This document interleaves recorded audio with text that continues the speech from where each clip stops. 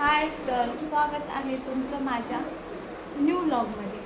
तर बघा, काल आपला व्लॉग आला नाही कारण की आहे ना, माझा एक दात खूप दुखत होता इकडचा।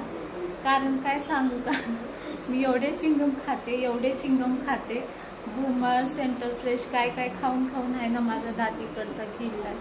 तर डॉक्टरांनी सांगितले काढायला। हो माय गॉड, बघा समोरचे एवढे छान आहेत आणि इकडचं नाही का चिंगम खाऊन खाऊन। तर प्लीज चिंगम नका खाऊ माझ्यासारखं।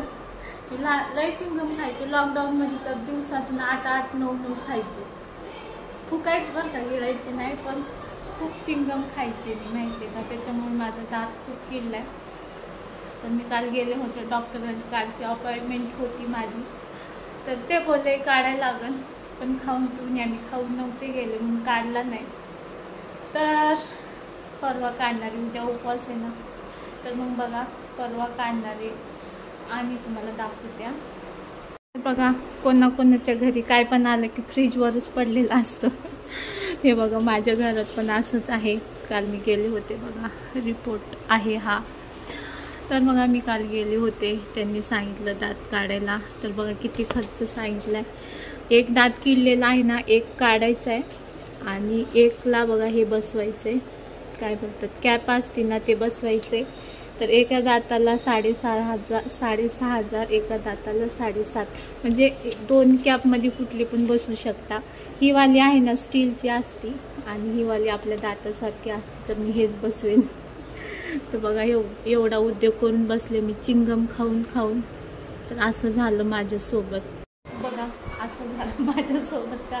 तर इकडचा दात खूप किडलाय। मी नाही का तेव्हाच लक्ष दिलं असतं ना, थोडासा किडलेला तेव्हाच, पण माझं एवढं दात काढायची गरज नसती। पण जाऊन द्या, जो होत आहे आजचे किल्ले होत आहे, त्याच्या बाजूची पण किडते म्हणून मी काय करणार आहे, काढून टाकणार आहे आणि एक खालची ना त्याच्यात कॅप बसवणार आहे। तर असं चिंगम खाऊन खाऊन उद्योग करून घेतलंय। ते बोलले गोड जास्त खाल्ले त्याच्यामुळं नाही का झालेलं आहे। पण जाऊ द्या, मी उद्या कॅप परवा बसवून दात काढून। पण तुम्हाला काय माहिती ब्लॉग येतात का नाही 4-5 दिवस। हां, तर मी काय बोलत होते, आज संडे आहे, तर संडे पोहे नाश्त्याला केले। आणि माझी मोठी मुलगी एवढं डोकं खाती माझं, एवढं सतवती मला खायला, काय सांगू तुम्हाला। माझी छोटी मुलगी काही खाती माहिती का, काही। मोठी बापरे खूप त्रास देते, खूप त्रास। आमच्या घरात तीच पहिली मुलगी आहे ना, सासूला मुलगी नाही, मोठ्या जावेला मग मलाच झाली।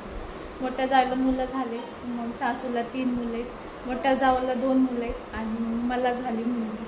तर एवढा लाड करून ठेवला आहे ना तिचा सगळ्यांनी। आणि आता मोठी झाली तर ती मला त्रास देते। तर सकाळी बघा तिनं काहीच नाही खाल्लं माहिती का। मग मी तिच्यासाठी बटर आहे, बिस्किट आहे, पोहे आहे, काहीच नाही खायचं तर एकदा नाही बोलली ना नाहीच खाणार। बघा चिल्ले तर अभ्यास करायला बसली, दाखवतो तुम्हाला। तर हे बघा कसा राग आलाय, तिकडं अभ्यास केलाय आणि आता इकडं झोपली। चल उठ, कढी भात झालाय। पोहे खाल्लेच नाही हा, शेवटी नाही बोलली ना ती खाणारच नाही। असली माझी ही पोरगी अगं आहे ना, काय सांगू तुम्हाला, लय सतवती लाडाची। छोटीवाली माझी खूप छान आहे बरं, काही खाती, ही लय सतवती मला माहिती का, एवढी सतवती। उठ चल।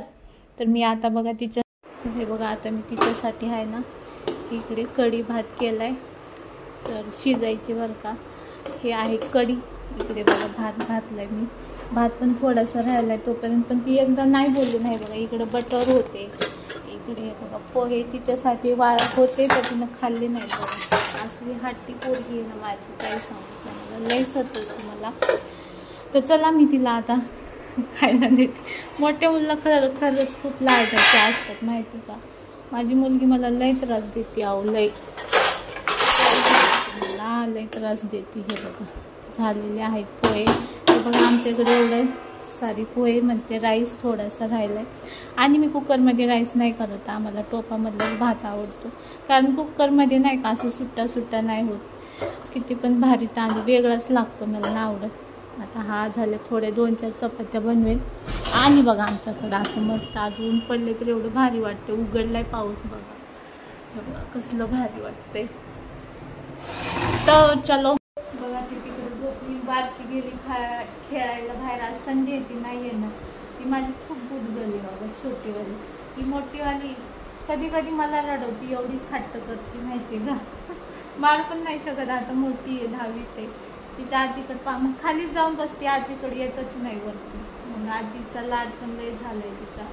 मग एक दिवस तर एक दिवस उपाशी राहील पण खाणार नाही, तिच्या आवडीचं नाही बनवलं. असली हट्टी झाली आहे. तर चला बघा, मी आता मस्त तिकडं गाणी लावली, स्वयंपाक पण झालाय, थोडीशी भांडी आहेत, कपडे पण झाले बघा. तिकडे कपडे धुवून आले, तिकडे कालची कपड्यांच्या घड्या घालायच्यात, फरशा पुसायच्यात, काही काम असतात. हा आणि दात पण दुखतोय ना माझा. तर मी घरा उद्योग करून घेतला. लय चिंगम खाते, मला लय आवडतं. मी कालपासून नाही खाल्लं तर मला एवढं खाली खाली वाटते, काय सांगू तुम्हाला.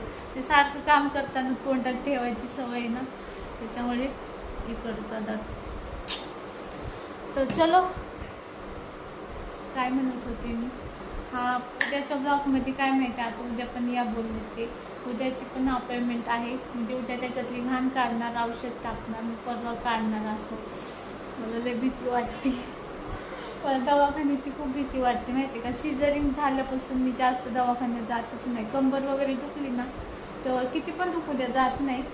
पण आता माझे दात खराब नाही करून घेणार. 7,000ची कॅब बसवेन इकडे जाऊन द्या.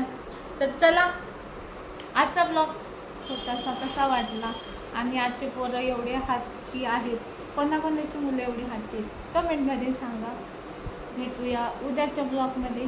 तर चलो बाय. Please subscribe.